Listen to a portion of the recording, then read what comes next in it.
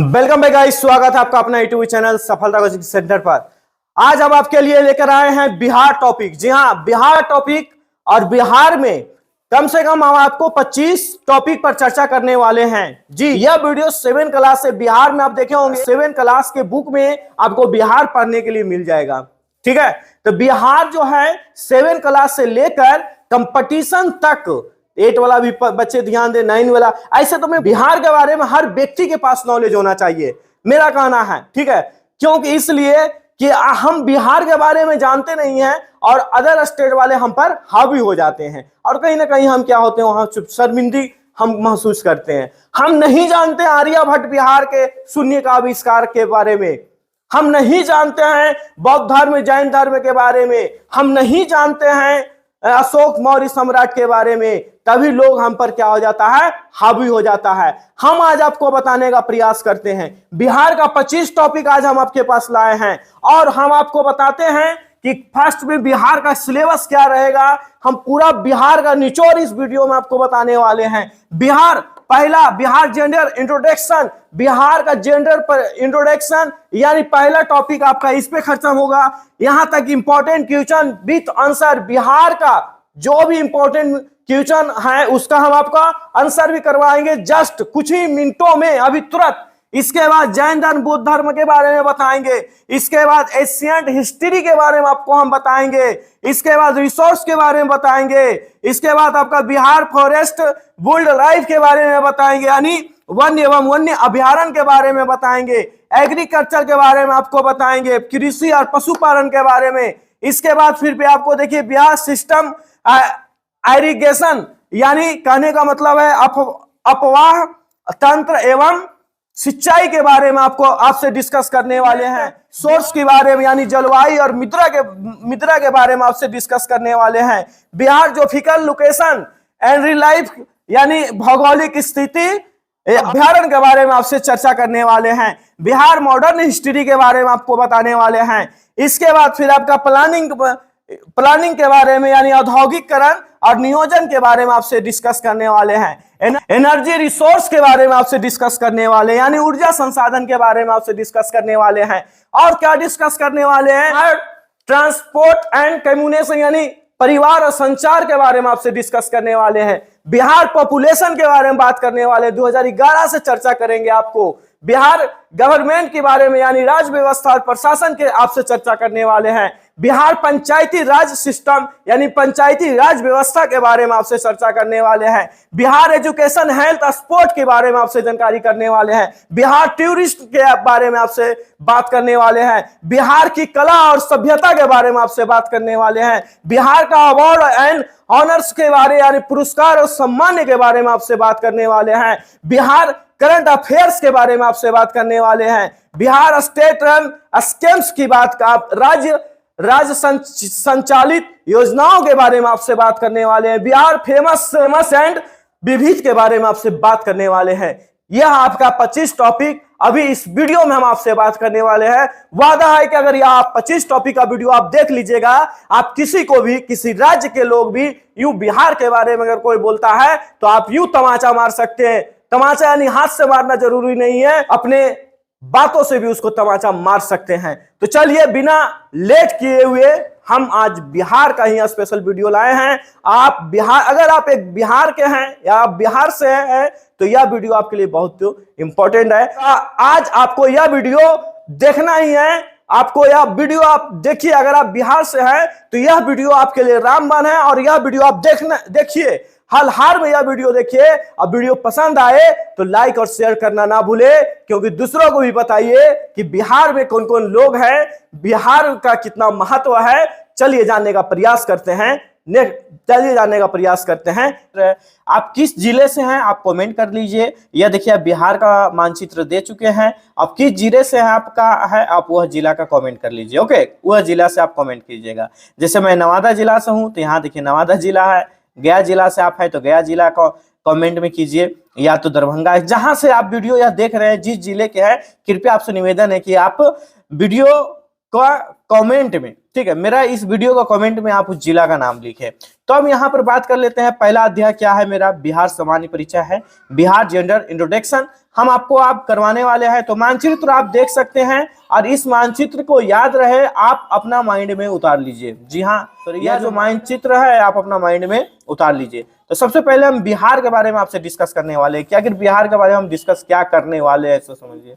देखिए बिहार का राज्य का नाम, तो बिहार का राज्य का नाम क्या है, तो बिहार है। तो बिहार का राज्य का नाम बिहार कैसे पड़ा, अब यहाँ पर बात यह कर लेते हैं, ठीक है। तो बिहार का राज्य का नाम बिहार ऐसा माना जाता है कि इस क्षेत्र में बोधि मठ यानी बिहारों की अधिकतम के कारण इस क्षेत्र का नाम बिहार पड़ा। यानी बिहार का जो राज्य है वह पहले क्या था, बुद्ध का मठो था, याद रखिएगा।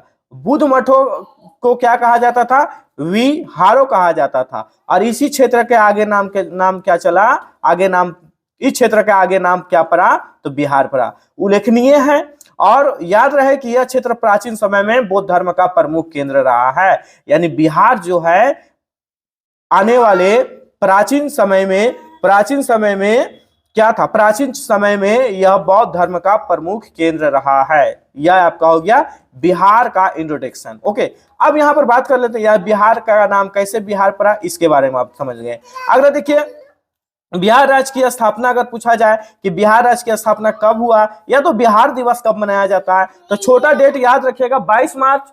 और कब हुआ था स्थापना, तो 1912 ईस्वी को स्थापना, यहां पर आप देख रहे हैं स्पष्ट रूप से 1912 में यह स्थापना हुआ था बिहार राज्य की। अब यहां पर बात कर लेते हैं बिहार राज्य की राजधानी की बात कर लेते हैं कि बिहार राज्य की बताइए राजधानी कहाँ है, तो बिहार राज्य की राजधानी पटना है।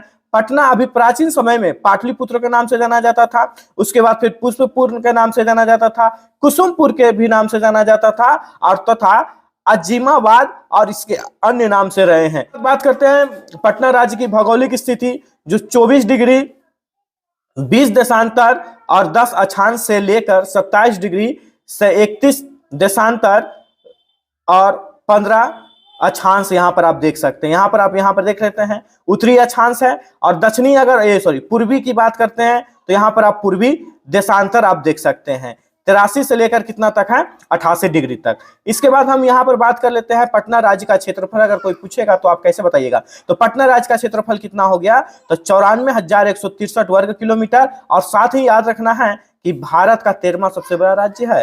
पूछा जाता है प्रश्न, ये बताइए बिहार जो है भारत का कौन सा राज्य है, सबसे बड़ा राज्य कितने नंबर का है, चाहे कितने स्थान का आता है, तो आप क्या बताइएगा। यानी भारत में जो 13वां है वह बिहार का सबसे बड़ा राज्य घोषित किया गया। अब यहां पर बात कर देते हैं बिहार उत्तर से दक्षिण की लंबाई पूछेगा कितना बताइएगा, तो 385 किलोमीटर। जैसे यह मानचित्र में आप देख रहे हैं ना कि यह पूरा मानचित्र आप देख रहे हैं, यह पूरा मानचित्र हो गया।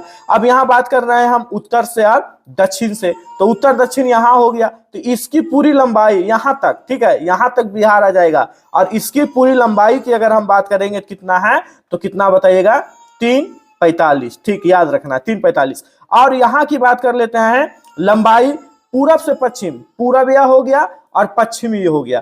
तो पूरब से पश्चिम अगर यह पूरा की अगर हम बात कर लेते हैं तो यह कितना हो गया, 483 किलोमीटर। याद रखिएगा किलोमीटर में बात कर रहे हैं, 483 किलोमीटर पूरब से पश्चिम हो गया। और दक्षिण की बात करें तो 345 किलोमीटर। अब यहां पर बात कर लेते हैं कि राज्य में यानी बिहार राज्य के कभी पूछा जाएगा कि बिहार राज्य की बताइए सीमा से लगे राज्य, यानी बिहार का राज्य का सीमा, तो आप मानचित्र में भी निकाल सकते हैं बिहार राज्य कि सीमा से लगे कौन कौन से राज्य है। तो सीमा से लगे हुए कौन कौन सा राज्य है, तो बिहार में देखिए हो गया कौन सा, तो कहिएगा ये तो नेपाल हो गया। अब यहाँ पर बात कर लेते हैं तो पश्चिम बंगाल हो गया, ये साइड को अगर हम बात कर लेते हैं तो झारखंड हो गया, और इधर आ जाते हैं तो यूपी यानी उत्तर प्रदेश हो गया। तो कौन कौन से राज्य हैं, तो यह आपका राज्य है। लेकिन एक बात यह भी याद रखना है कि यह तो हम राज्य आपको बताए हैं, लेकिन यह राज्य, अब बताइए नेपाल क्या है, राज्य नहीं है, नेपाल एक कंट्री है। नेपाल जो है कंट्री है। नेपाल के बारे में हम स्पेशल वीडियो बना रखे हैं बहुत पहले ही, ठीक है। अब लिंक कहिएगा, आपको चाहिए तो नेपाल का हम आपको लिंक दे देंगे, ठीक है। तो यह आपका राज्य की बात कर लेते हैं कि राज्य की सीमा से लगे राज्य बताइए। तो यहाँ पर देखिए हम लिख भी दिए हैं कि पूरब में बात कर लेते हैं पश्चिम बंगाल, उत्तर में अगर हम बात कर लेते हैं तो उत्तर प्रदेश, सॉरी पश्चिम में अगर हम बात कर लेते हैं उत्तर प्रदेश, और झारखंड आपका हो गया दक्षिण में। ठीक है, 3 राज्य है बिहार के सटे हुए। इसके बाद हम बात कर लेते हैं राज्य की सीमा से लगा देश। तो देश अब आपको अभी हम तुरंत डिस्कशन किए थे यहाँ पर नेपाल कि जैसे यहाँ पर मानचित्र में भी देख ले हैं कि नेपाल जो है वह देश है और वह कौन साइड है, तो कहिएगा उत्तर साइड में। बिहार का कौन सा साइड में? उत्तर। तो चलिए अब यह आपका प्रश्न किसमें है, तो बिहार इंट्रोडक्शन हम आपको करवाए हैं, बिहार समान परिचय। अब यहाँ पर प्रश्न का संस्थापक कौन था, तो याद रखना है इसका आंसर कौन सा हो जाएगा, नन्यदेव। देखिए यह क्वेश्चन कहाँ किसमें पूछा गया, कितनी बार पूछा गया, सब बता दिया गया। 60 और 62वां बीपीएससी प्री में पूछा गया है। ठीक है, तो यह वीडियो सबके लिए है, हर बीपीएससी एग्जाम देते हैं उनके लिए भी है यह आपके। ठीक है, तो अब यहाँ पर बात कर लेते हैं कर्नाट वंश का अंतिम शासक कौन था, तो याद रखिएगा अंतिम शासक जो था हरि सिंह था। ठीक है, हरि सिंह था जो अंतिम शासक। हरि सिंह के बारे में हम आपको थोड़ा देर हरि सिंह के बारे में हम आपको बताने वाले हैं, आपसे हम डिस्कस करने वाले अभी तुरंत करेंगे। इसके बाद फिर हम बात कर लेते हैं नालंदा विश्वविद्यालय के संस्थापक कौन थे। देखिए नालंदा विश्वविद्यालय के पूछा गया है 56 और 59वां बीपीएससी प्री में पूछा गया है। तो नालंदा विश्वविद्यालय का संस्थापक कौन था, तो कौन था, कुमार गुप्त था। याद रखिएगा कुमार गुप्त नालंदा विश्वविद्यालय के संस्थापक था। महावीर स्वामी का जन्म कहाँ हुआ था, बहुत इंपॉर्टेंट क्वेश्चन है और यह क्वेश्चन तो हमेशा पूछता रहता है। कभी 10वीं में एग्जाम दीजिए आप, अगर आप 10वीं से एग्जाम दे रहे हैं ना तो यह आपको क्वेश्चन मिल रहा है, 10वीं में मिलेगा। अगर इंटर अगर आर्ट्स आप किए होंगे तो ये उसमें भी मिलेगा। और तो और अगर आप आर्ट्स से अगर आप बीए किए हुए हैं तो आपको बीए में यह क्वेश्चन मिल जाएगा। और यहां तक नहीं, आप सोचिए बीपीएससी अगर आप कर रहे हैं तो बीपीएससी में भी आपको क्वेश्चन मिल जाएगा। इतना इंपॉर्टेंट क्वेश्चन है, तो इसको बारे में भी अभी हम तुरंत बताने वाले हैं। महावीर स्वामी के बारे में इसी वीडियो में आप देखिएगा, इसका हम डिस्कस करने वाले हैं, इनको हम डिस्कस करने वाले हैं। तो अब यहां पर बात कर लेते हैं क्या कि महावीर स्वामी का जन्म कहां हुआ था, तो कहां हुआ था, तो कुंड ग्राम में हुआ था। चलिए 4 क्वेश्चन, इसके बाद फिर हम अगला प्रश्न की ओर चलते हैं, ध्यान दीजिए। अब देखिए प्रश्न क्या हो गया कि मगध प्रारंभिक राजधानी कौन सी थी। अब बताइए मगध की प्रारंभिक राजधानी कौन सी, कितनी बार क्वेश्चन पूछा गया है, देखिए तो 93 में, 55 में, 47 में बीपीएससी प्री में पूछा गया। तो कौन था बताइए, तो यहां पर हो जाएगा राजगीर। मगध की राजधानी तो राजगीर। आप देखे होंगे, आप सुने होंगे, अगर आप कोई सीरियल देखे होंगे ना शायद बिहार से रिलेटेड टॉपिक, या तो आप बौद्ध का, तो उसमें देखिएगा मगध की राजधानी राजगीर बताया है। ठीक है, इसके बाद हम चल लेते हैं अजात शत्रु का वंश का नाम बताइए। अजात शत्रु का वंश का नाम बहुत इंपॉर्टेंट क्वेश्चन है और बहुत वीवीआई क्वेश्चन है। तो कौन सा हो गया शत्रु का नाम, सॉरी अजात उसका वंश, हाँ अजात शत्रु के वंश का नाम क्या हो गया, हर्यक वंश। ठीक है, याद रखना। अगला प्रश्न हम यहाँ पर करते हैं कि तृतीय बौद्ध सभा किस स्थान पर बुलाई गई, तो तृतीय बौद्ध सभा किस स्थान पर बुलाई गई, तो पाटलिपुत्र में बुलाई गई। अगला प्रश्न आप यहाँ देख सकते हैं कि बोध गया में बोधि वृक्ष अपने वंश की किस पीढ़ी का था। 8वां नंबर प्रश्न आपको यहाँ देखने को मिल रहा है कि बोध गया में बोधि वृक्ष अपने वंश का किस पीढ़ी का था। बोध गया तो आप जान रहे हैं, अच्छी तरह जानते हैं, बोधि वृक्ष भी आप जान रहे हैं, और अपनी वंश की किस पीढ़ी का था, तो याद रखिएगा चतुर्थ इसका आपका राइट आंसर हो जाएगा। इसके बाद फिर हम बात कर लेते हैं बिहार का पहला गणतंत्र वैशाली में किसके द्वारा स्थापित किया गया था। तो बिहार में अगर हम बात कर लेते हैं गणतंत्र, तो गणतंत्र देखिए ये क्वेश्चन हमेशा पूछा जाता है, मैट्रिक में एग्जाम में, इंटर का एग्जाम में, बीए का एग्जाम में, और कंपटीशन में एकदम मत कहो, एकदम लगता है कि रामबाण क्वेश्चन है ये। ठीक है, कुछ ऐसा क्वेश्चन है ना कि हमारे लाइफ से मतलब दूर जाता ही नहीं है, अब बार बार सोचते हैं, हटाने की कोशिश करते हैं, वो हमेशा आ जाता है। जैसे ये सब क्वेश्चन आप जैसे आप देख रहे हैं अभी फिलहाल वर्तमान में। इसके बाद हम बात कर लेते हैं कि पूछा जाए कि पाटलिपुत्र के संस्थापक कौन है, तो आप बताइए पाटलिपुत्र के संस्थापक कौन है। तो याद रखिएगा पाटलिपुत्र का संस्थापक कौन है, तो उदयन है। ठीक है, पाटलिपुत्र का संस्थापक। इसके बाद देखिए हम बात कर लेते हैं नंद वंश के पश्चात मगध पर किस राजवंश के शासक किया था। नंद वंश की बात कर रहे हैं, तो अब यहाँ पर बात हो जाता है मौर्य का। ठीक है, मौर्य जो है वह शासन किया था नंद वंश के पश्चात। ठीक है, अगला देख लीजिए यहाँ पर आपका क्वेश्चन क्या है कि ईसा पूर्व 6ठी सदी में विश्व की प्रथम गणतंत्रात्मक व्यवस्था कहां स्थापित हुई थी। यह आपका 12वां नंबर क्वेश्चन है। तो कहां हुआ था, तो याद रखिएगा वैशाली में। कहां हुआ था, तो वैशाली में इसका राइट आंसर हो जाएगा। अगला प्रश्न है कि चीनी यात्री हैं वन सॉन्ग चीनी यात्री हेवेन सॉन्ग ने किस विश्वविद्यालय में अध्यापन किया था? तो याद रखना है किस विश्वविद्यालय में उन्होंने, हाँ तो इसका आंसर थोड़ा हम कटा हुआ है लेकिन हम आपको बता देना चाहते हैं, नालंदा। कहाँ किया था? नालंदा, ठीक है, नालंदा में किया था। और नालंदा का भी डिस्कस हम अभी आपके साथ करने वाले हैं, बस कुछ ही देरी में। यह वीडियो के लास्ट तक आप जरूर बने रहें। अगला देख लीजिए यहाँ पर क्या है कि वह स्रोत जिसमें पाटलिपुत्र के प्रशासक का वर्णन उपलब्ध है उसे क्या कहा जाता है या क्या कहते हैं, चाहे वह क्या होता है, ऐसे भी आपको आ सकता है। तो याद रखिएगा इंडिका, ठीक है, वर्णन इंडिका में किया गया था पाटलिपुत्र के प्रसंग।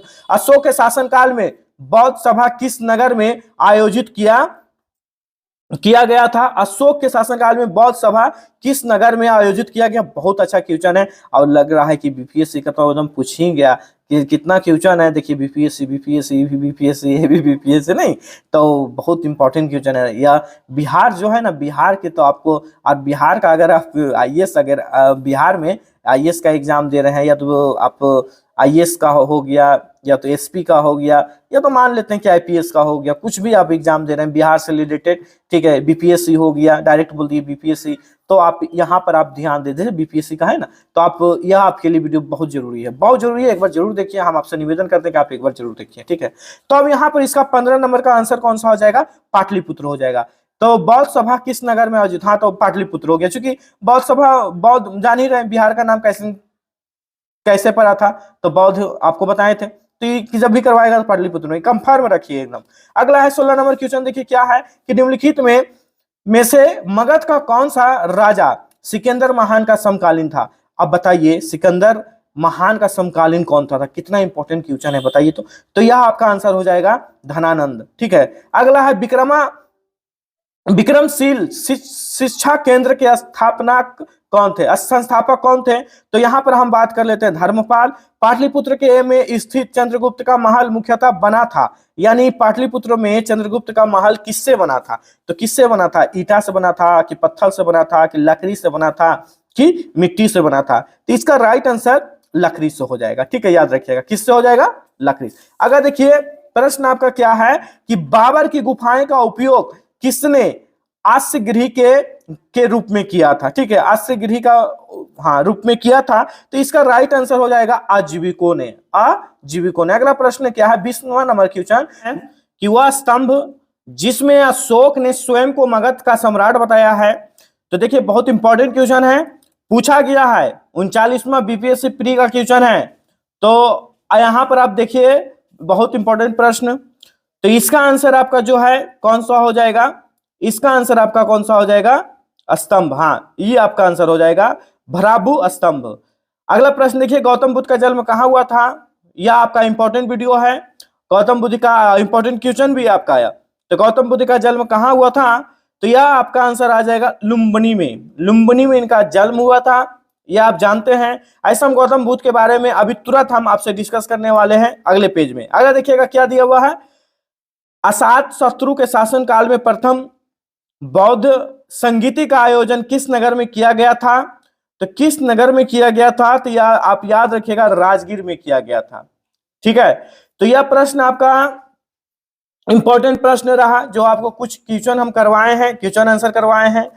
चलिए अब हम हल्का सा हम डिस्कस कर लेते हैं आपसे कि कुछ प्रश्न में, जैसे अभी हम आपको बताए थे कि गौतम बुद्ध और महावीर यानी जैन मंदिर धर्म के बारे में अभी आपसे बोले थे कि हम डिस्कस करने वाले हैं।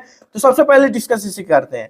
ध्यान दीजिएगा, हरि सिंह देव इस वंश का अंतिम शासक था। इससे पहले शासन काल में गयासुद्दीन तुगलक का बंगाल अभियान हुआ था। याद रखिएगा, हरि सिंह देव इस वंश का अंतिम शासक था, और याद रखना इसमें कि इसके शासनकाल में गयासुद्दीन तुगलक का बंगाल का अभियान हुआ था। इस वंश का 1378 ईस्वी में पूर्ण रूप से पतन हुआ था।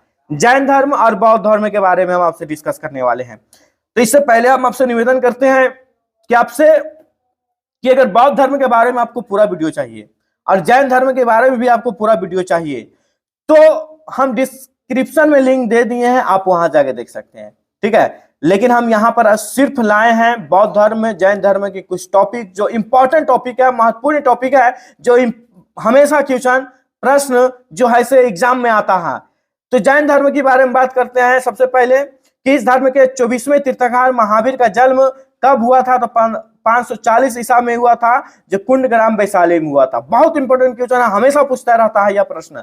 यहाँ बात करते हैं बौद्ध धर्म में कि बौद्ध धर्म का प्रवर्तक गौतम बुद्ध का जन्म कहाँ हुआ था? लुम्बिनी में। अभी हम आपसे प्रश्न करवाए, क्वेश्चन प्रश्न आप देखे होंगे, आंसर अभी तुरंत हम आपसे करवाए, लुम्बिनी में हुआ था। और इसका बचपन का नाम जो था, इसका बचपन का नाम क्या था? सिद्धार्थ था। ठीक है, यहां पर बात की, अगर बात करते हैं कि गौतम जैन धर्म में कि इसका पिता का नाम जो था सिद्धार्थ था, जबकि माता का नाम त्रिशला था। इसकी बात करते हैं कि इनकी पत्नी का नाम जो था यशोधरा था, जबकि इनका पुत्र का नाम जो था राहुल था। देखिए, इनकी माता के नाम जो था, याद रखिएगा, इनका माता तो यहाँ पर अभी दिए नहीं है, इनका माता का नाम था प्रजापति गौतमी। ठीक है, प्रजापति गौतमी। हम आपसे निवेदन करना चाहते हैं कि फुल वीडियो खाली गौतम बुद्ध का चाहिए या तो जैन धर्म के जाइए, तो लिंक दे चुके हैं, आप उस लिंक पर आप एक बार क्लिक कीजिए, पूरा ए टू जेड वीडियो आपको ये दोनों को मिल जाएगा और पार्ट टू पार्ट आपका देखने को आपको मिल जाएगा। चलिए यहाँ पर बात करते हैं जैन धर्म के बारे में कि 42 वर्ष की आयु में कालिका नदी के तट पर इनकी ज्ञान की प्राप्ति हुई थी, 42 वर्ष की आयु में। और इनकी ज्ञान की प्राप्ति की अगर हम बात करते हैं तो इनको 35 वर्ष की आयु में बोध गया में निरंजना नदी नामक एक जगह है, और वह नदी फिलहाल अभी फल्गु के नाम से जाना जाता है, कि तट पर ज्ञान की प्राप्ति हुई है। और इस घटना को क्या बोला गया है? संबोधि कहा गया। बहुत इंपॉर्टेंट क्वेश्चन है, बहुत इंपॉर्टेंट क्वेश्चन है। इस घटना को क्या कहा गया? संबोधि कहा गया। यहाँ बात कर लेते हैं, यह 72 वर्ष की उम्र में राजगीर के समीप पावापुरी है। राजगीर जब जाइएगा आप, कभी मौका मिले बिहार में, तो पावापुरी जाइए और वहां देखिएगा, वहां की बात कर लेते हैं कि 468 ईसा पूर्व में इन्होंने निर्वाण प्राप्ति हुई थी, निर्वाण प्राप्ति हुई थी 468 में। ठीक है, और गौतम बुद्ध के तो आप जान ही रहे, महात्मा बुद्ध की तो यहाँ पर हम डिस्कस कर ही दिए थे। चलिए अगला यहाँ पर चलते हैं कि महत्वपूर्ण कुछ तथ्य है आपको सामने लाए हैं। ठीक है, यह क्वेश्चन इंपॉर्टेंट क्वेश्चन है, खासकर कंपटीशन वाले जरूर देख रहे हैं, तो वीडियो को लाइक और शेयर करना ना भूले मेरे दोस्तों। तो यहाँ पर चलिए बात करते रहते हैं कि तृतीय बौद्ध सभा पाटलिपुत्र में बुलाई गई थी। प्रश्न कैसे आएगा आप जान रहे हैं, पूछा जाएगा क्या कि बताइए तृतीय बौद्ध सभा कहाँ बुलाई गई थी? तो क्या आंसर आप दीजिएगा? कहिएगा पाटलिपुत्र में बुलाई गई थी। विश्व का पहला गणतंत्र वैशाली में लिच्छवी के द्वारा स्थापित किया गया था। याद रखिएगा, वैशाली में लिच्छवी के द्वारा स्थापित किया। बहुत इंपॉर्टेंट क्वेश्चन। बोध गया में लगा हुआ बोधि वृक्ष अपनी पीढ़ी का कौन सा वृक्ष है? तो याद रखना है, चौथा वृक्ष है। उदयन को पाटलिपुत्र का संस्थापक माना जाता है। प्रश्न इंपॉर्टेंट है, हमेशा कंपटीशन में पूछा जाता है, तो पूछा भी जा सकता है कि बताइए पाटलिपुत्र का संस्थापक किसे माना गया? तो क्या बताइएगा? उदयन।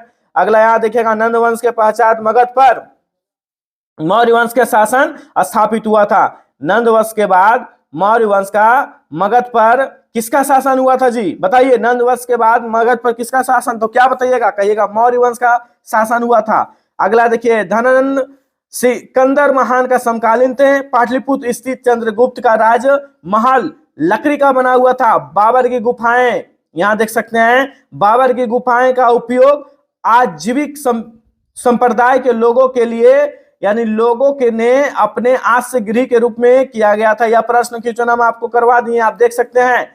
अगला यहां पर आप देख सकते हैं कि भरचू अभिलेख में अशोक को मगध का सम्राट बनाया गया बताया जाता है। अजात शत्रु के समय में प्रथम बौद्ध संगीत कहाँ हुआ था? तो राजगिरी में। प्रश्न पूछा जाएगा, अजात शत्रु के समय में प्रथम बौद्ध संगीत कहाँ हुआ? तो कहाँ बताइएगा? राजगिरी में बताया जाता है। ठीक है, अगला चलिए अब यहां पर बात कर लेते हैं अगला टॉपिक का कि बिहार प्राचीन इतिहास अध्याय नंबर 2। अभी तक हमने आपसे सिर्फ एक अध्याय कंप्लीट किया हूं और कुछ क्वेश्चन आंसर आपको करवाएं। क्वेश्चन आंसर अभी आपसे करवाएंगे, आप वीडियो पर बने रहें। और यह जो है आपका इंपॉर्टेंट वीडियो होने वाला है, और यह वीडियो आपको रामबाण होने वाला है। बिहार से निवेदन है कि बिहार का जितने लोग हैं यह वीडियो देखें, यह जानिए कि हमारे बिहार भी किसी से कम नहीं है। ऐसे तो हम जानते हैं कि एक बिहारी 100 पर भारी, लेकिन बिहार के बारे में आज आपको सच्चाई बताने वाले हैं, जो बहुत जगह छिपाया गई है बिहार की जानकारी। तो हम अध्याय 2 बिहार प्राचीन इतिहास यानी एशियन हिस्ट्री की हम बात कर रहे हैं। तो याद रखिएगा, आगे सबसे पहले हम बात कर लेते हैं कि बिहार का ऐतिहासिक परिचय निम्नलिखित में शीर्षकों के अंतर्गत से तथ्य के आधार पर किया जाता है। ठीक है, तो पहला है क्या कि हम सबसे पहले प्राचीन इतिहास की बात कर रहे हैं। तो देखिए प्राचीन इतिहास में इसका कितने काल है, इसके 5 काल हुआ करता था। ठीक है, कौन कौन होता था समझिए, आगे बारी बारी समझने की प्रयास करते हैं। पहला काल था पुरापाषाण काल, ठीक है। दूसरा काल था मध्यपाषाण काल, तीसरा काल था नवपाषाण काल, चौथा यहां पर आप देख सकते हैं ताम्रपाषाण काल, और पांचवा यहां देख सकते हैं लौह काल। यही 5 आपको बताए हैं, 5 काल आप यहां देख सकते हैं। तो चलिए पुरापाषाण काल के बारे में थोड़ा हम चर्चा कर लेते हैं। इस काल में प्रमुख पुरातत्व अवशेष मुख्यतः दक्षिण बिहार से प्राप्त हुआ था। इसमें लकड़ी के कुल्हाड़ी मिली थी, चाकू मिली थी, खुलचनी जानते हैं ना, जो आप देखे होंगे आज के डेट में खेती सब में आप देखिएगा कि किसानों के हाथों में यह आपको रहेगा, छोटा सा रहता है और वह ज्यादा बड़ा नहीं रहता है, खेत को थोड़ा संभालने को, यानी इसी के कारण इसी से मतलब खोदता है। तथा यहाँ पर आप बात करते हैं खुरपी को कहा जाता था उत्कीर्णक यादी है। ठीक है, इस काल में मिला था। प्रश्न पूछा जाएगा कैसे से बताते हैं, बताइए पत्थर की कुल्हाड़ी किस काल में मिला था? तो किस काल में बताइएगा, कहिएगा ना कि पुरापाषाण काल में मिला था। या तो पूछेगा कि चाकू किस काल में मिला था बिहार में प्राचीन में, तो आप क्या बताइएगा, कहिएगा पुरापाषाण काल में। अगला देखिए अवशेष मुख्यतः गाय की जेठियन व पैमार घाटी और मुंगेर की भीम बांध और पैसरा भागलपुर के राजपोखर और मालीजोर पश्चिमी चंपारण के वाल्मीकि नगर तथा नालंदा क्षेत्र से प्राप्त हुआ है। इसके अतिरिक्त गया जिले के सिरकाठी, याद रखिएगा सिलघाटी में पर गैतिहासिक मानव के चट्टानी आवास के 2 साक्ष्य भी मिला है। यह भी बता दिया गया है कि कुल्हाड़ी है किस घाटी से मिला है, अभी तक किस किस घाटी से मिला है, नालंदा से भी मिला है, गया जिला से है। चाकू है, आपको अगर कोई पूछ दिया जाए कि ठीक है चाकू बता रहे हैं वह कहाँ से है, तो आप कहाँ बता सकते हैं, कहिएगा गया के जेठियान में मिला है, पैमार घाटी में मिला है, मुंगेर के भीमबांग में मिला है, पेशरा मिला है, भागलपुर के राजपोखर में मिला है और मालीजोर में मिला है, पश्चिमी चंपारण के वाल्मीकि नगर में मिला है तथा नालंदा क्षेत्र में प्राप्त हुआ है और इसके अतिरिक्त गया जिला के सिरघाटी में भी प्राप्त हुआ है। तो यह आप इस टाइप से बता सकते हैं। तो यह जो था सिर्फ किसका परिचय था, पुरापाषाण काल के। चलिए हम बात कर लेते हैं मध्यपाषाण काल में। इस काल में साक्ष्यों के अंतर्गत मुंगेर जिले से छोटे आकार के पत्थर निर्मित तेज हथियार तथा नोक वाले औजार मिले हैं। ठीक है, प्रश्न पूछा जाएगा एग्जाम में, ये बताइए किस काल में, चाहे किस काल में तेज हथियार या तो नोक वाले औजार मिले, तो किस काल में बता सकते हैं आप, कहिएगा मध्यपाषाण काल में। लेकिन कहाँ मिला था जी, प्रश्न भी पूछ सकता है, तो आप कहाँ बताइएगा, कहिएगा मुंगेर जिले में मिला था। कहाँ बताइएगा, तो मुंगेर जिले में। यहां तक आप लोग पूरा क्लियर है। अगला प्रश्न की ओर बात करते हैं नवपाषाण काल में। देखिए नवपाषाण काल, इस काल के साक्ष्य के अंतर्गत पत्थर के सुज्ज औजार यानी छोटे छोटे औजार के साथ हड्डी निर्माण उपकरण प्रमुख जो चिराग यानी सारण, कहां पड़ता है, चिरांद सारण में, मनेर पटना में, चेचर और कुतुबपुर वैशाली में पड़ता है जी, तारदेरी गया में पड़ता है तथा सेनुआर रोहतास जिला में, रोहतास तो आप लोग जानते करते हैं, मिले हैं। और इसमें चिरांद हड्डी के उपकरण के लिए पूरे देश में विकसित है। जी हाँ, किसके लिए विकसित है, तो चिरांद जो है इसे कहां मिला था, तो यहां पर आप देखिएगा राइट आंसर सारण में मिला था। ठीक है, समझ गए।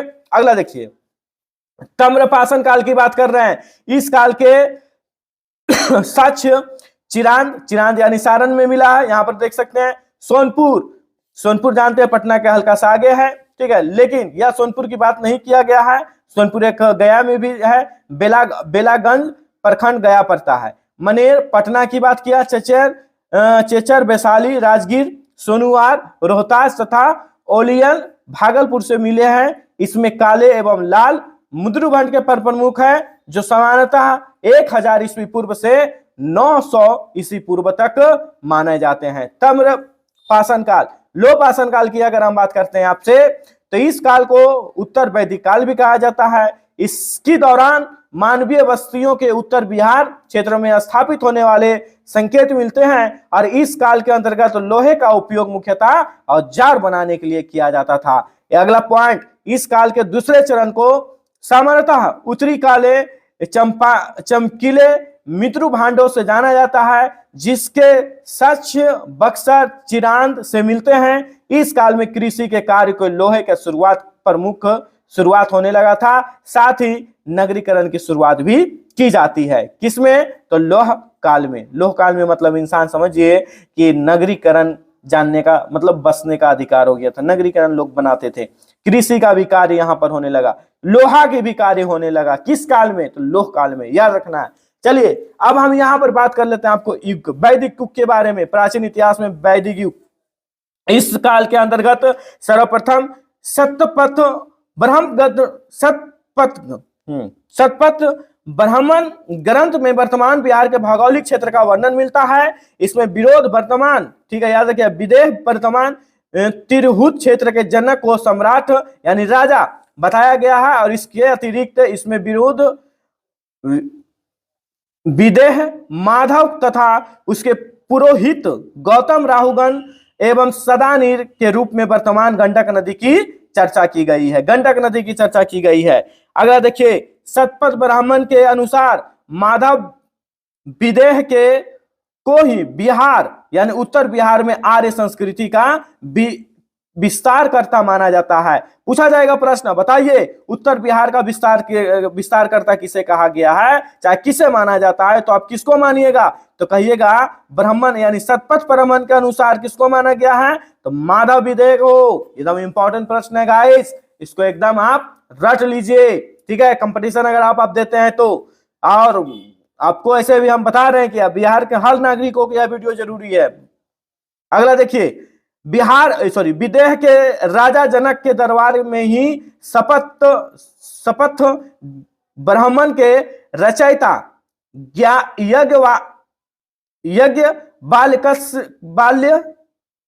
यज्ञ बाल्य कै तथा उसकी पत्नी मैत्री रहते थे, ठीक है। चलिए यह दूसरा अध्याय आपका कंप्लीट हुआ।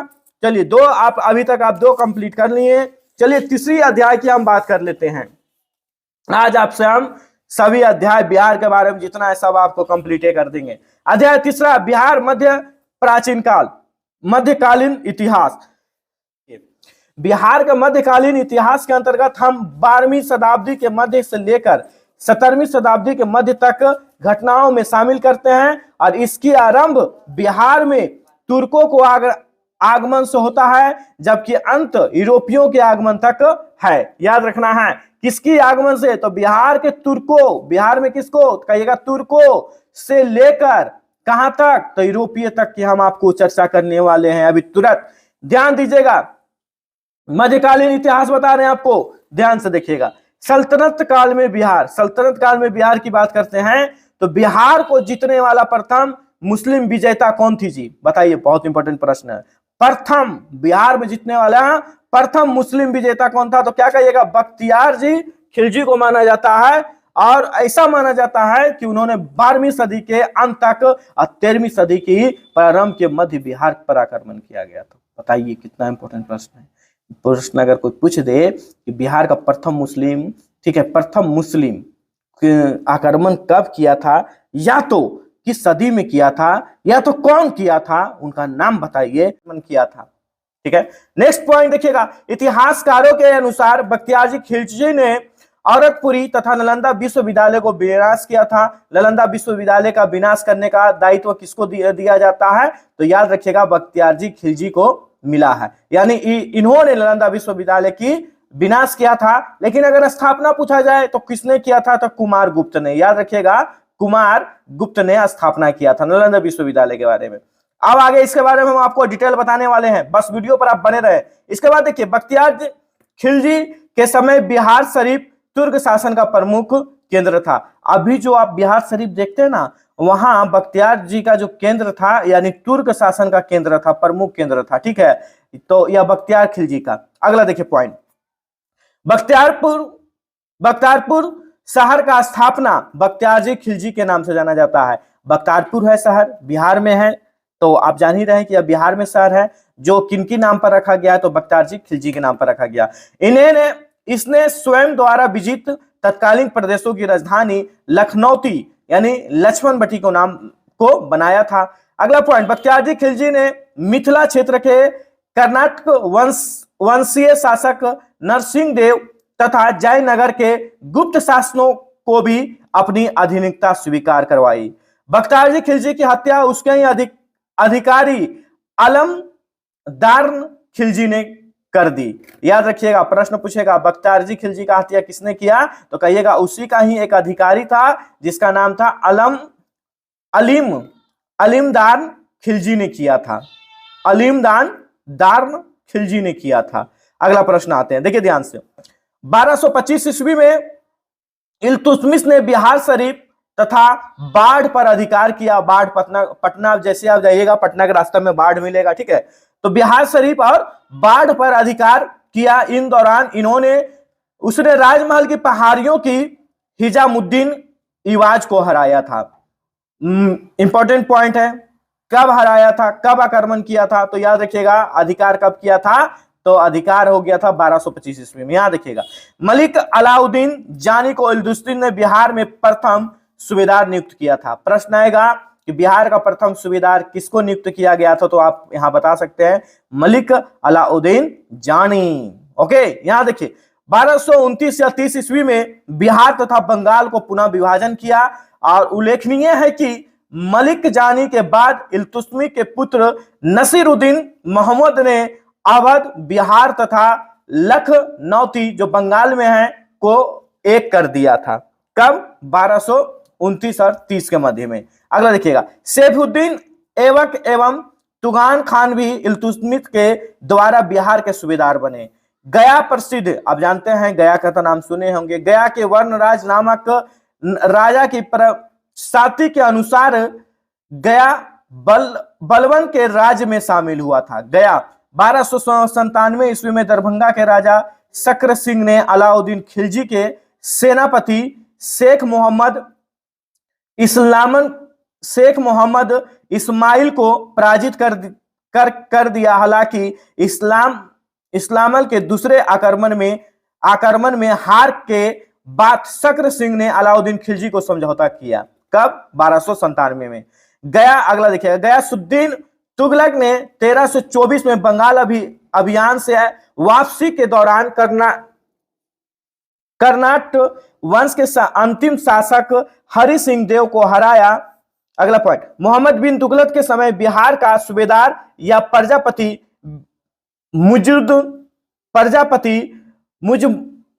मुजदुल मुलक था। ऐसा माना जाता है कि फिरोज शाह तुगलक ने राजगीर के जैन मंदिरों को दान दिया था। किसने दिया था जैन मंदिरों को राजगीर में दान? तो याद रखिएगा फिरोज शाह तुगलक ने, ऐसा माना जाता है, कल्पना किया गया। अगला यहां देखिएगा, तुगलक काल में बिहार की राजधानी बिहार शरीफ थी, ये तो आपको भी बता दिए हैं। इस समय का प्रमुख प्रशासक मलिक इब्राहिम यानी मलिक बयां को माना जाता है, जिसकी मकबरा बिहार शरीफ में आज भी स्थित है। 1349 ईस्वी में ख्वाजा जहां बिहार के सूबेदार नियुक्त यानी सुल्तान नसीरुद्दीन मोहम्मद द्वारा हुआ था। तो यह किसके बारे था? यह आपको था बख्तियारजी खिलजी का वंश और बख्तियारजी के बारे में। चलिए अब यहां पर बात कर लेते हैं शेरशाह के बारे में। बहुत इंपॉर्टेंट प्रश्न है शेरशाह। यह तत्कालीन सासाराम शेरशाह के जागीरदार हसन खान के सूरपुत्र था। पूछा जाएगा, बताइए शेरशाह जो था किनकी पुत्र था? तो किनका पुत्र बताइएगा? कहेगा हसन खान का था पुत्र, ठीक है, सासाराम। ठीक, अगला देखिए, 1530 ईस्वी में शेरशाह ने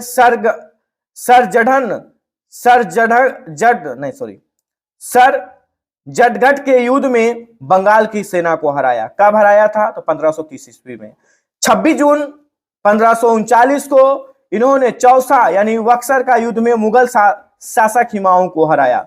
प्रश्न आएगा कि बताइए इन्होंने बंगाल का सेना को कब हराया? तो 1530 ईस्वी में चौसा यानी बक्सर का में मुगल को कब हराया? तो कब बताइएगा? 26 जून 1539 ईस्वी को। अगला देखिए पॉइंट, तारीख दायूती जिनकी रचना अब्दुल्ला ने की है, उनके अनुसार शेर शाह पटना को राजधानी बनाने के साथ साथ यह दुर्ग का भी निर्माण करवाया था। किसने करवाया था? तो यह शेर शाह ने करवाया था। अगला, यह शेर शाह का पॉइंट कंप्लीट। चलिए अब यहां पर बात कर लेते हैं अध्याय 4 का बिहार आधुनिक इतिहास। बिहार आधुनिक इतिहास की हम बात कर रहे हैं। देखिए अब यहां देखिए क्या होता है कि आधुनिक बिहार में यूरोपीय व्यवस्था को आगमन का प्रक्रिया, आधुनिक बिहार में यूरोपीय लोग कैसे आए हैं उनके बारे में समझते हैं। सबसे पहले यहां पर बात करते हैं पुर्तगीज का, उसके बाद फिर आता है डच, उसके बाद फ्रांसीसी, डेनिश और अंग्रेजी ईस्ट इंडिया कंपनी। अंग्रेजी ईस्ट इंडिया कंपनी के बारे में अच्छी तरह से आप जानते हैं। तो हम बात यहाँ पूरा एक से एक पॉइंट का करने वाले हैं आपके बारे। आज हम आपसे बात करने वाले एक टू जेड पॉइंट के बारे में आपसे डिस्कस करने वाले हैं।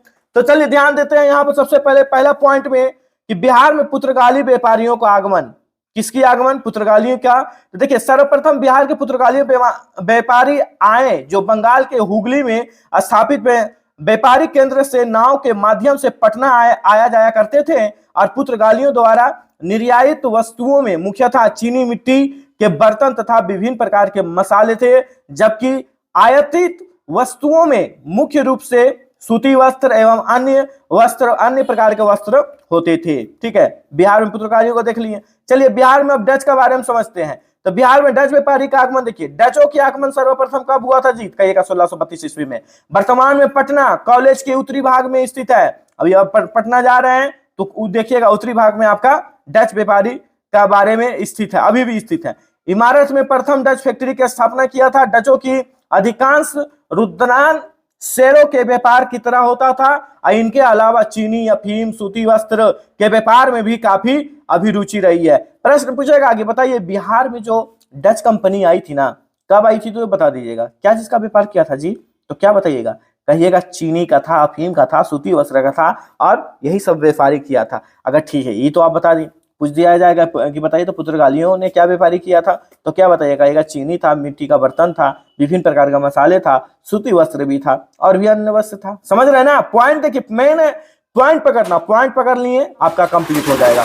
अगला देखिए, सम्मिलित रूप से बिहार, बंगाल तथा उड़ीसा में व्यापार करने के लिए डच प्रधान नाथिस बैंगडेन बारूक ने मुगल सम्राट के औरंगजेब से 1662 ईस्वी में एक फरमान प्राप्त किया। ठीक है, याद रखना है, यहां पर प्लस पॉइंट है। 1662 ईस्वी में एक फरमान प्राप्त किया। बिहार में फ्रांसीसी व्यापारियों का आगमन। अब देखिए बिहार में फ्रांसीसी के बारे में चलते हैं। फ्रांसीसी बिहार में आगमन। इसके बाद देखिए बिहार में फ्रांसीसी कंपनियों का अस्तित्व पटना में है। कब था? तो 1734 ईस्वी में। माल गोदाम की स्थापना मानी जाती है। इसके प्रमुख उद्देश्य बिहार में सोरा प्राप्त करके अपने व्यापार का अत्यंत स्वरूप में स्थापित करना था। अब यहां पर बात करते हैं फ्रांसीसी कंपनी का प्रमुख एम जियानन बंगाल छोड़कर 2 मई 1757 को बिहार के भागलपुर तथा 3 जून 1757 को पटना पहुंचे। कौन पहुंचे थे? तो फ्रांसीसी बंगाल कंपनी के प्रमुख जो थे एम जिनियाला, वही आप पहुंचे थे। ठीक है, अगला देखिए, इसकी बात डेनिश की बात करते हैं। बिहार में डेनिश व्यापारियों का आगमन। देखिए सर्वप्रथम बिहार के पटना में डेनिश फैक्ट्री का स्थापना कब हुआ था? तो 1774 से 1575 ईस्वी में। और ये मुख्यतः सोरों का व्यापार करते थे। बाद में ब्रिटिश कंपनी का मतभेद होने के कारण पश्चाताप इनकी फैक्ट्री स्थल जब्त हो गई। मतलब भेदभाव होने लगा था जिसके कारण इनका फैक्ट्री बंद हो गया। सब यही आम भाषा में समझिए। चलिए अब बात कर लेते हैं ईस्ट इंडिया कंपनी के बारे में। बिहार में ईस्ट इंडिया कंपनी का आगमन। तो बिहार में ईस्ट इंडिया कंपनी के आगमन में पहली बार पटना में ईस्ट इंडिया कंपनी का प्रमुख रूप से 1664 में जॉब 4 नाव की स्थापना की गई थी। 1664 में जॉब 4 नाव की नियुक्ति की गई थी, जो 1680-81 इस पद का पर रखा गया था। 1680 में भी रहा, 1681 में रहा इस पद पर। ठीक है, 1691 में पटना के गुलजार बाग में ईस्ट इंडिया कंपनी की अस्थायी माल गोदाम का स्थापित हुआ था। प्रश्न पूछा जाएगा कि बताइए ईस्ट इंडिया कंपनी का जो गोदाम है वह कब स्थापित हुआ था? ठीक है, स्थगित हुआ था या स्थापित हुआ था? तो आप यहां पर बता सकते हैं 1691 ईस्वी में, 91। ओके, इसके बाद प्लासी की लड़ाई पूछा जाए, प्लासी की लड़ाई कब हुआ? तो कब बताइएगा? पहले नंबर याद रखिएगा 23 जून 1700 57 ईस्वी को प्लासी का युद्ध हुआ था। इसके बाद फिर बक्सर का युद्ध की अगर हम बात कर लेते हैं तो 22 जून 1764, 57 में और 64 में। बहुत इंपॉर्टेंट क्वेश्चन, हमेशा कंपटीशन में, जरूरी नहीं कि बिहार का ही तो सिलेबस में आपसे पूछा जाए, कोई भी आप कॉम्पिटिटिव एग्जाम देते हैं इंडिया लेवल पर भी, तो आप यह दो क्वेश्चन आपको हमेशा देखने को मिल जाएगा। अंग्रेजी के विजित होने के पश्चात बिहार पूर्ण रूप से अंग्रेजी शासन के अधीन हो गया था, जिसकी पुष्टि इलाहाबाद की संधि 12 अगस्त 1765 ईस्वी से हुई है। और इस संधि के तहत अंग्रेजी ईस्ट इंडिया कंपनी को सम्मिलित रूप से बिहार, बंगाल तथा उड़ीसा की दीवानी प्राप्त हो गया। इस संधि के मुख्यतः से पराजित पक्ष का नेतृत्व मुगल सम्राट शाह आलम द्वितीय ने किया, जबकि विजित पक्ष ईस्ट इंडिया कंपनी के प्रधान कौन था जी, तो रॉबर्ट क्लाइव ने किया था। तो यह आपका जो था क्या बिहार का आधुनिक इतिहास आपसे बता रहे थे, आपसे डिस्कस करने वाले थे। आधुनिक इतिहास 5 व्यापारियों का आगमन हुआ था, कौन कौन, पुर्तगाली, डच, फ्रांसीसी और डेनिश और ईस्ट इंडिया कंपनी। तो सभी को आप बारी बारी से समझने का प्रयास किए। चलिए अब बात कर लेते हैं अगला अध्याय की, अगर हम बात कर लेते हैं, अब ध्यान दीजिएगा। अब यह आपसे हम डिस्कस करने वाला अध्याय 5 कि बिहार में भौगोलिक स्थिति और उचावच की बात कर रहे हैं। ध्यान से देखना है क्या कि देखिए बिहार की भौगोलिक स्थिति से आपका हम आगे रूबरू करवाते हैं, ठीक है। देखिए बिहार भारत के उत्तर पूर्वी क्षेत्र में स्थित एक भू आविष्टित राज्य है, जिसके उत्तर में नेपाल है, दक्षिण में झारखंड है, पूरब में बंगाल है और पश्चिम में उत्तर प्रदेश है। तो ये आपका सबसे पहले भूगोल क्या मतलब, कहने का मतलब क्या है कि बिहार का यह चौहद्दी हो गया, ठीक है। आम भाषा में समझिए, बिहार का चौहद्दी आपसे यह कंप्लीट हो गया। इसके बाद बिहार राज्य की भौगोलिक विस्तार, यह हम आपको पहले वीडियो में भी बता दिए हैं। क्षेत्रफल भी बता चुके हैं बिहार का कि 94,163 वर्ग किलोमीटर है। ग्रामीण क्षेत्रफल याद रखिए, ग्रामीण क्षेत्रफल 92,257.51 वर्ग किलोमीटर है, तथा शहरी क्षेत्र की अगर बात करें तो 1,095.49 वर्ग किलोमीटर है, जो भारत का संपूर्ण क्षेत्रफल का लगभग कितना क्षेत्र है, तो 2.86% है, ठीक है, यानी 2.866% है। बिहार के उत्तर से दक्षिण तक की अधिकतम की लंबाई की बात करें तो 345 किलोमीटर। पूरब से अगर हम पश्चिम की अगर हम बात करें, इसकी चौड़ाई की बात कर लेते हैं तो 483 किलोमीटर की है, जिसको मैं आपको वीडियो में पहले भी आपको बता चुके हैं।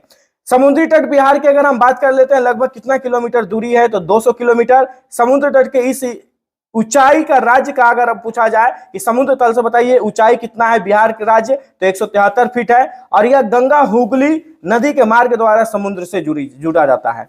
यह जो था आपका टॉपिक किस पर था, बिहार की भौगोलिक स्थिति पर था।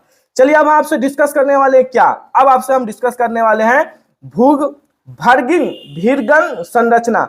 अब हम आपसे डिस्कस करने वाले संरचना के बारे में। चलिए, बिहार के भूगर्भीय संरचना के अध्ययन हेतु विभिन्न युग में निर्मित चट्टानों का प्रयोग किया जाता है। बिहार में पाई जाने वाले 4 प्रकार का संपूर्ण चट्टान है, संरचनात्मक चट्टान 4 प्रकार का। कौन कौन? एक आपका हो गया धारवाक चट्टान, दूसरा आपका हो गया विंध्यन समूह की चट्टान, और तीसरा हो गया डरसियरी चट्टाने, और चौथा आपका हो गया कवाटनली चट्टाने। तो अब हम 4 ही चट्टानों के बारे में आपसे डिस्कस करने वाले हैं। तो 4 चट्टान के बारे में, धरवार चट्टाने के बारे में अगर हम बात करते हैं तो प्री कैनवियन युग में निर्मित एक चट्टान बिहार के दक्षिण पूर्वी भाग जैसे मुंगेर खड़गपुर की पहाड़ी, जमुई, नवादा जिला से हमें आप कहां से है कमेंट जरूर कीजिएगा, राजगीर आदि स्थानों में पाई जाती है, ठीक है। इसके बाद फिर सलेट, कवाड़, जाइड आदि धारवार समूह की चट्टाने हैं। सलेट भी, जो सलेट आप देखते हैं ना, लिखते हैं ना हम लोग सलेट पर, बचपन में लिखे होंगे आप लोग सलेट पर, तो यह भी किसकी चट्टाने हैं, मतलब किसकी श्रेय माना जाएगा, तो धारवार चट्टाने आप बोलिएगा। दूसरा टॉपिक आपका कौन सा है, विंध्यन समूह की चट्टाने की बात। इस समूह की चट्टाने की सोन नदी के उत्तर स्थित रोहतास में मिलता है, कमूर में मिलता है, और चट्टाने की सीमेंट का उद्योग, चूना पत्थर गंधक आप निर्माण के लिए पाइराइड मिलता है, ठीक है, याद रखिएगा। चूना पत्थर निर्माण और गंधक के निर्माण किसका दिया गया है, तो विंध्यन समूह चट्टान की। बालू पत्थर, क्वार्टजाइट, डेलोमाइट, चूना पत्थर आदि इस समूह के चट्टाने हैं। इस समूह के चट्टाने का प्रयोग सासाराम, याद रखिएगा, सासाराम, आगरा, दिल्ली, जयपुर में निर्मित ऐतिहासिक स्मारकों तथा सासाराम के सारनाथ, सांची के बौद्ध स्तूपों में किया गया था। तीसरा पॉइंट क्या हम बात कर लेते हैं, टर्शियरी चट्टाने, टर्शरी युग की चट्टाने, पश्चिमी चंपारण के उत्तर पश्चिम भाग, रामनगर, टून तथा देखिएगा बिहार के हम जलवायु और मृदा के बारे में आपसे डिस्कस करने वाले हैं। बिहार के जलवायु और मृदा के बारे में आपसे डिस्कस करने वाले हैं। सबसे पहली पॉइंट हम आपको करते हैं जलवायु के बारे में, ठीक है। तो बिहार की मानसूनी प्रकार की जलवायु मानी जाती है। बिहार में कैसा जलवायु है जी, तो कहिएगा मानसूनी है, कोई प्रॉब्लम नहीं होगा। अपने अक्षांशीय विस्तार के आधार पर यह उष्णीय जलवायु क्षेत्र के अंतर्गत आते हैं। यहाँ की जलवायु महाद्वीपीय लक्षण पाए जाते हैं, यानी लक्षण पाए जाते हैं, ठीक है। इसके पूर्वी भाग में आर्द्र तथा पश्चिमी भाग में अर्ध सूक्ष्म शुष्क जलवायु मिलते हैं। कोपेन के जलवायु वर्गीकरण के आधार पर बिहार के उत्तरी भाग CWG तथा पश्चिमी दक्षिणी भाग AW जलवायु के अंतर्गत आते हैं। बिहार की जलवायु के निम्नलिखित कारक प्रभावित करते हैं। हिमाचल के अवस्थित कर्क रेखा से दूरी, बंगाल की खाड़ी, इसके निकटतम ग्रीष्मकालीन तूफान तथा दक्षिण पश्चिम मानसून क्रियाशील है। बिहार में मुख्य रूप से 3 ऋतुएं पाई जाती है। कौन कौन 3 ऋतुएं हैं, चलिए इनके बारे में थोड़ा डिस्कस करते हैं। बहुत इंपॉर्टेंट प्रश्न है और बहुत इंपॉर्टेंट लॉजिक है, ध्यान दीजिएगा। पहला है ग्रीष्म ऋतु, मार्च से जून तक आपका बीच में मिलेगा। दूसरा है वर्षा ऋतु, मध्य जून से लेकर अक्टूबर तक आपको मिलेगा, मध्य अक्टूबर। शीत ऋतु नवंबर से लेकर फरवरी तक मिलेगा। तो तीनों ऋतुओं के बारे में थोड़ा आपसे डिस्कस कर लेते हैं हल्का सा, देखिए ध्यान से। ग्रीष्म ऋतु के बारे में आपसे डिस्कस करने वाले हैं कि सूर्य का उत्तरायण होने के कारण इस समय तापमान की बढ़ोतरी होती है। जून का तो महीना है, एकदम देखते हैं गर्मी तो बहुत होता है। यह मई का महीना का सर्वाधिक गर्म माना जाता है। और ग्रीष्म ऋतु की बंगाल की खाड़ी में उत्पन्न होने वाले उष्णकटिबंधीय चक्रवातों के कारण बिहार के पूर्वी हिस्से में बारिश होती है। और इस वर्षों को क्या कहा जाता है, तो नॉर्वे स्टार कहा जाता है। याद रखिएगा, बिहार का सबसे गर्म स्थान, अगर जिला कोई पूछा जाए कि बिहार में बताइए सबसे गर्म जिला कौन सा है, तो क्या बताइएगा, कहेगा गया है। अगला बात करते हैं वर्षा ऋतु के बारे में। बिहार में मानसून का आगमन मध्य जून से होता है और यह जुलाई एवं अगस्त तक अत्यंत वर्षा होती है। मानसून की बस जून से होता है, मध्य जून से, यानी 15 जून पार होने के बाद ही आपको गर्मी का एहसास, बरसात का एहसास होगा। बिहार में वर्षा मुख्य रूप से दक्षिण पश्चिम मानसून के कारण होती है, जिसकी अगर औसत वार्षिक भी देखिए यहाँ पर निकाल दी गई है 125 सेंटीमीटर है। और यह वार्षिक सर्वाधिक वर्षा किशनगंज जिले में होती है और सबसे कम वर्षा पटना के पश्चिमी भाग में स्थित त्रिकोणीय भूखंड पर होती है। पूछा जाएगा बिहार में सबसे ज्यादा वर्षा कहाँ होती है, किस जिले में होती है, तो किस जिले की नाम बताइएगा, किशनगंज जिले की। लेकिन अगर कम पूछेगा तो बोलिएगा पटना के पश्चिम में स्थित त्रिकोणीय प्रखंड है, सॉरी त्रिकोणीय भूखंड है, वहीं पर सबसे कम वर्षा होती है। इस राज्य में मानसून पत्य आवर्तन का काल मध्य अक्टूबर तक में होता है, ध्यान देना है। अब यहाँ बात करते हैं किसका, शीत ऋतु की बात करते हैं, नवंबर से फरवरी तक। देखिए इस ऋतु में भूमध्य सागरीय क्षेत्र में उत्पन्न होने वाले चक्रवाती तूफान से झंझारीय वार्षिक वर्षा होती है। यह वर्षा रबी फसल के लिए लाभदायक है, रबी फसल के बहुत इंपॉर्टेंट होता है यह वर्षा। बिहार में शीत ऋतु का सर्वाधिक ठंडा महीना फरवरी का होता है और इस औसत का जो न्यूनतम होता है किसका होता है, 7.5 डिग्री सेंटीग्रेड के आसपास होता है। यहाँ पर हमें डॉट लग रहा है, जनवरी का नहीं, सबसे ठंडा महीना जनवरी, हाँ जनवरी का ही होता है, बहुत है ये, हम फरवरी उसको पढ़ दिए थे, ठीक है। तो जनवरी का ही होता है, जनवरी और दिसंबर का थोड़ा लास्ट होता है, वो बहुत हार्ड होता है। तो 6 अध्याय तक कंप्लीट। चलिए 7वां अध्याय की हम बात कर लेते हैं।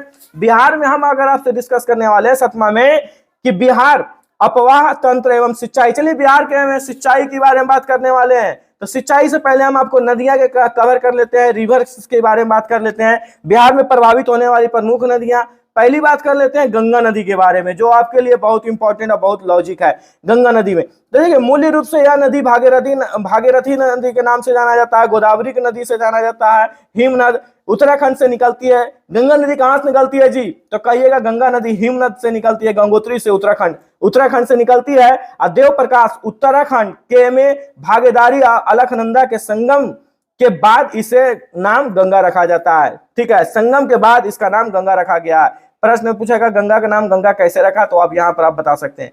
बिहार में इस नदी की लगभग लंबाई बताइए, गंगा नदी की लंबाई कितनी है, तो कहिएगा 445 किलोमीटर है, जबकि भारत में इसकी संपूर्ण लंबाई की अगर हम बात कर लेते हैं तो 2525 किलोमीटर है। बिहार में यह नदी पश्चिम से पूरब की क्रम में बढ़ती है और मुख्यतः बक्सर, देखिए गंगा नदी कहां कहां जाता है जी, बक्सर, भोजपुर, सारण, पटना, वैशाली, समस्तीपुर, बेगूसराय और खरखिया, उसके बाद मुंगेर, भागलपुर तथा कटिहार जिले में प्रभावित होती है। यह जिले बिहार में गंगा नदी आती है, ठीक है। ऐसे गंगा नदी के आपको याद रखना है कि गंगा नदी ऐसे राजगीर में भी पहुंचने वाली है, गंगा नदी का जल राजगीर में पहुंचने वाली है। आप देखते होंगे न्यूज ये सब, तो आप अपडेट होंगे। यहाँ पर देखिएगा, यदि यह नदी चौसा यानी बक्सर के पास बिहार में प्रवेश करती है और कटिहार बिहार एवं साहेबगंज झारखंड के बीच, ठीक है, सीमा बनते हुए पश्चिम बंगाल में प्रवेश कर जाती है। बिहार होते हुए बिहार से आती है, बिहार में बक्सर से आती है और झारखंड के यानी के बीच होते हुए कहां चल जाती है, पश्चिम बंगाल चल जाती है। बिहार में इसकी बाईं और उत्तर दिशा में मिलने वाली नदियों में घाघर, गंडक और बागमती, बलान, बूढ़ी गंगा, कोसी और कमला और महानंद प्रमुख है। और एक नदी और बताते हैं, तिलैया नदी, जानवे करते हैं वो भी बिहार का ही प्रमुख माना जाता है, तिलैया नदी, ठीक है, क्योंकि तिलैया नदी इसकी चर्चा कर रहे हैं, तिलैया नदी का क्षेत्र के हम लोग हैं, ठीक है। अगला देखिएगा, इसमें दाईं और तो मिलने वाली नदियां में कौन कौन है समझिएगा, सोन नदी है, करमास नदी है, पुनपुन नदी है और कील प्रमुख इत्यादि है, ठीक है। यह आपका नदी के बारे में इंफॉर्मेशन है। अगला देखिए, घाघरा जिसको सरयू नदी भी कहा जाता है, तो देखिए इस नदी का उद्गम तिब्बत के पठार पर मानसरोवर झील के पास स्थित माप चोगचुंग हिमनद, जिसे अभी ग्वालियर से होता है, ठीक है। बिहार में इस नदी की कुल लंबाई अगर पूछा जाए किसका, सरयू नदी का, तो कितना बोलिएगा, 83 किलोमीटर है और यह द्रोणी यानी सिवान जिला के नजदीक बिहार में प्रवेश करती है तथा रिविलगंज जिसमें सारण जिला के पास गंगा के पास आकर मिल जाती है, ठीक है। यानी पूछा जाएगा कि बताइए घाघरा या तो सरयू नदी के बारे में कि सरयू नदी किस नदी में आकर मिलती है, तो किस नदी में आके मिल जाती है, तो गंगा नदी। अब कोई पूछ दे कि बताइए सरयू नदी के कुल कितना लंबाई है, तो कितना बताइएगा, 83 किलोमीटर है, ठीक है। तो आप यहाँ इस टाइप से यहाँ क्वेश्चन बन सकता है। अगला क्या है, अगला पॉइंट इसी का सरयू नदी का, कि इस नदी को सरयू तथा कल नाली के नाम से भी जाना जाता है, कल नाली के भी नाम से भी जाना जाता है, कौन सा नदी को, सरयू नदी को। चलिए ठीक है, चलिए अब सोन नदी के बारे में हम आपसे डिस्कस करने वाले हैं। सोन नदी, तो यह गंगा में दाहिना योर यानी दक्षिण दिशा से मिलने वाली प्रमुख नदी है। इस नदी का उद्गम अमरकंट यानी मध्य प्रदेश से होता है। यह रोहतास जिले से बिहार में प्रवेश करती है तथा पटना के समीप गंगा नदी में जाकर मिल जाती है। इसकी बिहार की लंबाई जहां 202 किलोमीटर बताई जाती है, वहीं इसकी संपूर्ण लंबाई 784 किलोमीटर है, जिसे गोपत, कन्हन, उत्तरी कोयल तथा रिहन इसकी प्रमुख सहायक नदियां हैं। देखिए इसकी प्रमुख सहायक नदियां कौन कौन सा है सोन नदी का, ये आपका, इस नदी पर दक्षिण पश्चिम बिहार का सबसे बड़ी सिंचाई परियोजना निर्मित है। यही नदी जो है जो सबसे बड़ी बिहार के दक्षिण पश्चिम का, अगर कोई पूछ दिया जाए कि सिंचाई का सबसे बड़ी परियोजना कौन है, तो आप किसका नाम लीजिएगा, सोन नदी को। अगला कोसी नदी के बारे में जानने का प्रयास करते हैं। यह नदी अपना मार्ग बदलने के लिए कुशक्त है। इस नदी के प्रतिवर्ष आने वाली भीषण बाढ़ के कारण इसे बिहार का शोक भी कहा जाता है। अब देखिए क्वेश्चन भी था यह कि बिहार का शोक कौन सा नदी को कहा जाता है, तो कौन सा नदी मारिएगा, कोसी नदी को मारिएगा। यह नदी सुपौल, सहरसा, मधेपुरा तथा पूर्णिया जिले से प्रभावित होने के बाद गंगा नदी में आकर मिल जाती है। तो ये जो आप देख रहे हैं नदियों की जानकारी के बारे में था। अब हम आपको बात कर रहे हैं, आपसे डिस्कस करने वाले हैं बिहार कृषि और पशुपालन के बारे में, ठीक है। बिहार कृषि और पशुपालन, तो कृषि और पशुपालन बिहार में आजीविका का प्रमुख साधन है। इस कार्य में लगभग बिहार का कितना परसेंट है, तो कहिएगा 85%। कार्यशील जनसंख्या लगी हुई है। यहाँ खनन फसलों के अंतर्गत कौन कौन सा आता है समझिएगा, धान, गेहूं, मक्का, जौ, ज्वार, रागी, बाजरा, सरसों, अरहर, चना, मसूर तथा नकदी या व्यवसायिक फसलों के अंतर्गत गन्ना, मेस्ता, उसके बाद मखाना, चाय, मिर्च, जूट तथा तंबाकू की कृषि की जाती है। पशुपालन के अंतर्गत पशुपालन के मुख्य अंतर्गत गाय, भैंस, भेड़, बकरी, सुअर, मुर्गी पालन तथा मत्स्य पालन का कृषि यानी कार्य किया जाता है। बिहार की कृषि के बारे में हम आपसे या पशुपालन के बारे में बात करने हैं। तो सबसे पहले एग्रीकल्चर यानी कृषि के बारे में बात करते हैं। बिहार एक कृषि प्रधान राज्य है, जहां लगभग 85% जनसंख्या कृषि पर आश्रित है। यहाँ के कृषि योग्य भूमि 80% से अधिक है और यहाँ का मुख्य भोजन क्या है? चावल है। और यही कारण है कि यहाँ के सभी राज्यों की धान की खेती की जाती है। मुख्य भोजन चावल है, ठीक है, बिहार की। लेकिन अगर पूछ दिया जाए कि नहीं बताइए बिहार का लोग कितने परसेंट कृषि पर आश्रित है, तो कितना परसेंट आप बताइएगा? 85% कृषि पर है। मुख्य भोजन क्या है? चावल, ठीक है। और लेकिन बिहार का एक मुख्य भोजन और है जो आपको क्या हो गया? लिट्टी चोखा, ठीक है। बिहार में आइएगा तो लिट्टी चोखा आपको हमेशा कहीं ना कहीं देखने को मिल ही जाएगा। लिट्टी चोखा यहाँ का फेमस खाना है, ठीक है। अब यहाँ पर बात कर लेते हैं बिहार की कृषि संरचना के बारे में। बिहार में गंगा के उत्तरी मैदान में कृषि की साधन अधिक है। इस क्षेत्र में लगभग 65 से 80 तक भूभाग पर कृषि की जाती है। उत्तरी बिहार में कृषि प्रणाली काफी अत्यंत किस्म का है। यही कारण है कि इस क्षेत्र में अवस्थित गंडक एवं कोसी मैदानी भागों में वर्ष में 4 प्रकार की फसलें उपजाई जाती है। खरीफ फसल की अब बात करते हैं, ध्यान दीजिएगा। खरीफ फसल की जून जुलाई में बोई जाती है तथा नवंबर में काट ली जाती है। प्रश्न आएगा कि बताइए खरीफ फसल कब काटी जाती है? तो कब काटी जाती है? नवंबर दिसंबर में। कब बोई जाती है? तो कहिएगा जून जुलाई में। खरीफ फसल की अंतर्गत धान, मक्का, ज्वार, बाजरा, अरहर आदि फसलें आती है। यह फसल राज्य के अधिकतम भागों में उपजाई जाती है। बिहार में खरीफ फसल के 2 वर्गों में है। कौन कौन है? एक भदई फसल और दूसरा अगहनी फसल। तो भदई फसल क्या? इसके अंतर्गत कम समय में तैयार करने वाली फसल होती है, ठीक है। भदई फसल के अंतर्गत कौन कौन आता है? देखिएगा, ज्वार आता है, बाजरा, धान, मक्का तथा कुछ तिलहन की खेती की जाती है। अग्नि फसल के बारे में थोड़ा जानने का प्रयास करते हैं। अग्नि फसल वर्षा ऋतु में बोई जाती है तथा नवंबर दिसंबर में काटी जाती है। अग्नि फसल के अंतर्गत धान की खेती की जाती है। इसका प्रमुख क्षेत्र दरभंगा हो गया, मधुबनी हो गया, पूर्णिमा हो गया, सहरसा, सीतामढ़ी और रोहतास इत्यादि है। रबी फसल की बात कर रहे हैं। खरीफ फसल के बारे में तो आप डिस्कस अच्छी तरह से, चलिए रबी फसल के बारे में बात कर लेते हैं। तो रबी फसल के मुख्य की बुआई अगर हम बात कर लेते हैं तो अक्टूबर नवंबर में की जाती है और मार्च अप्रैल की महीने तक तैयार हो जाती है। रबी फसल के अंतर्गत कौन कौन आता है? समझ गया। गेहूं आता है, चना आता है, जौ आता है, सरसों आता है, मटर इत्यादि की खेती की जाती है। जबकि गेहूं सर्वप्रथम फसल है। सर्वप्रथम फसल कौन सा है? तो गेहूं में। रबी फसल की अगर हम बात करें तो सिंचाई की आवश्यकता होती है, इसलिए इस क्षेत्र में सिंचाई की सुविधा पर्याप्त रूप से विद्यमान है जहां उपज होती है, ठीक है। नवंबर दिसंबर में सिंचाई की रबी फसल की मतलब सिंचाई की कमी नहीं होती है। गर्मी कब होती है? जून जुलाई में। यह सब देख रहे हैं तो यह मतलब अभी जून जुलाई जब आएगा ना तो देखिएगा उसमें थोड़ा गर्मी मार्च या अप्रैल से ले लीजिए आप कि गर्मी थोड़ा पड़ने लगता है, जिसमें बिहार में जो है से मतलब ज्यादा अत्यधिक वर्षा की कमी होती है उसी समय। चलिए अगला हम टॉपिक की बात कर लेते हैं कि बिहार में वन्य एवं वन्य जीव अभयारण्य की बात कर रहे हैं। तो वन्य जीव की बात एक डायग्राम से समझिए आप लोग। बिहार की प्राकृतिक वनस्पति 2 प्रकार की है। कौन कौन? एक अर्ध पर्णवाती और दूसरा हो गया शुष्क पर्णवाती। अर्ध में कौन कौन आता है? अर्ध में देखिए 2 आता है, एक सोमेश्वर एवं दूर्ण क्षेत्र का वन, दूसरा कौन सा आता है? तराई क्षेत्र के वन। और शुष्क में कौन आता है सो समझिएगा। शुष्क में आता है पूर्वी मध्यवर्ती क्षेत्र का वन और दूसरा आपका हो गया दक्षिणी पठार पश्चिमी वाले क्षेत्र का वन यानी पॉइंट जो आपका बहुत इंपॉर्टेंट पॉइंट है, ये पॉइंट आपको याद रखना है। अगला टॉपिक की ओर चलते हैं। 10वां नंबर टॉपिक क्या है? 10वां नंबर टॉपिक है खनिज संसाधन, ठीक है। बिहार का 10वां नंबर टॉपिक। तो खनिज संसाधन का मतलब चलिए बात करते हैं बिहार का खनिज संसाधन, ठीक है। तो खनिज संसाधन के बारे में हम बात कर रहे हैं कि बिहार का प्रमुख खनिज संसाधन कौन कौन है, क्या है, नहीं है, कौन संसाधन उपयोगी है, चलिए इसके बारे में याद करते हैं। देखिए बिहार में पाए जाने वाला विभिन्न प्रकार के खनिजों का वर्णन निम्नलिखित है।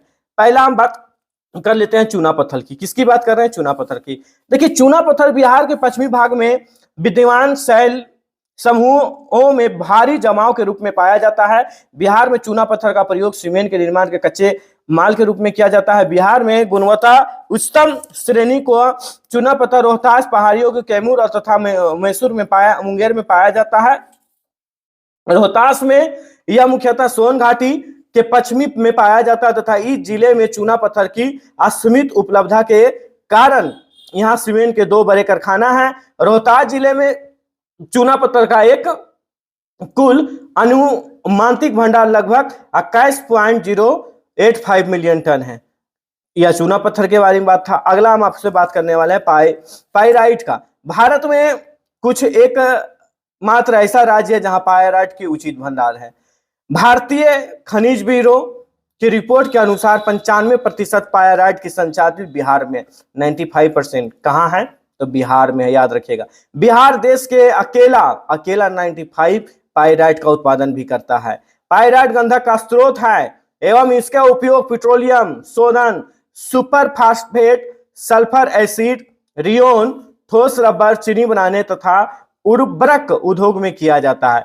रोहतास के आम तौर पर केंद्रीय सार्वजनिक उपक्रम के रूप में पाइराइट फास्फेट एवं केमिकल लिमिटेड की स्थापना की गई थी। इस खनिज का उपयोग में लाकर बड़े पैमाने का उर्वरक का उत्पादन किया जाता है। यह आपका चूना पत्थर और पाइराइट के बारे में आपका था। 2 प्रकार का बिहार में जो है बहुत अत्यंत महत्वपूर्ण खनिज है। तो जो इंपॉर्टेंट टॉपिक हम उसी के आपसे चर्चा करने वाले हैं। अगला आपका टॉपिक क्या है कि बिहार का औद्योगिक एवं नियोजन। ठीक है, औद्योगिक एवं नियोजन चलते हैं, एक बार इस पर भी ध्यान देते हैं। ठीक है, कृषि आधारित उद्योग के बारे में हम जानते हैं। देखिए, कृषि जब भी होगी मैदानी क्षेत्रों में अधिक मतलब क्षेत्रफल अधिक है कृषि, बिहार का खासकर हम बात कर रहे हैं।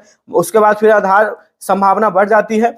आधारभूत संरचना के अभाव के कारण कृषि पर आधारित उद्योग का भी विकास नहीं किया है वर्तमान में बिहार का उद्योग जो कृषि है। अब ध्यान से देखिएगा कौन कौन सा ऐसे देखिएगा, फूड प्रोसेसिंग उद्योग है, चावल मिल है, चीनी मिल है। बिहार में चीनी मिल है बहुत, लेकिन बंद है चीनी मिल अधिक। जूट एवं उस पर आधारित वस्त्र उद्योग, दाल मिल उद्योग, यह है सब चीज है लेकिन नाम के लिए, बस यही जानिए। बिहार में मिल का जल्दी नहीं आएगा, उद्योग का कारखाना जल्दी ओपनिंग नहीं होगा। ओपनिंग क्या चीज का जल्दी होगा बिहार में तो पता, पॉलिटिशियन पार्टी, नेता को अगर जिस तरह से एक मामूली छोटा सा टीचर बनने के लिए, प्राइमरी टीचर बनने के लिए बेचारा आगे डीलेट करता है या तो बीएड करता है ना जी, बीएड या तो डीलेट। उसके बाद करने के बाद सीटेट पास होता है या तो स्टेट पास होता है, उसको पास भी कर लिया तो उसके बाद फिर बीपीएससी पास होगा। अब सुनने में तो ये भी आ रहा है कि बीपीएससी पास करने के बाद इंटरव्यू भी लेगा, सुनने में आ रहा है। ये हम आपको पूरा श्योर नहीं है, लेकिन ये तीनों में आपका श्योर है। लेकिन नेता बनने के लिए खानदानी होना चाहिए। आपका बाप क्या कर रहा है पहले बैकग्राउंड देखेगा। और ये तो पहले का बाप, अगर मान लेते हैं कि लालू का बेटा है तो आपको कोई जरूरत नहीं, आप चाहे 9वीं फेल हो या 8वीं फेल हो या अंगूठा छाप हो, कोई जरूरत नहीं है। आप नेता बिहार का वो भी मुख्यमंत्री के रूप में जाने जाइएगा। ठीक है, तो यहाँ का पॉलिटिक्स बिहार का गंदा करने वाला, बिहार का राज को गंदा करने वाला कौन है तो नेता लोग हैं। यही बस से आपसे कहना चाहते हैं। तो इसलिए नेता ऐसा चुनिए जो पढ़े लिखे हैं। ठीक है, ऐसा नेता कभी नहीं चुनिए मेरे ख्याल से। अब आपसे डिस्कस तो हम तो उतना कर नहीं सकते हैं, खासकर हम राजनीति के बारे में अगर हम बात कर लेते हैं तो।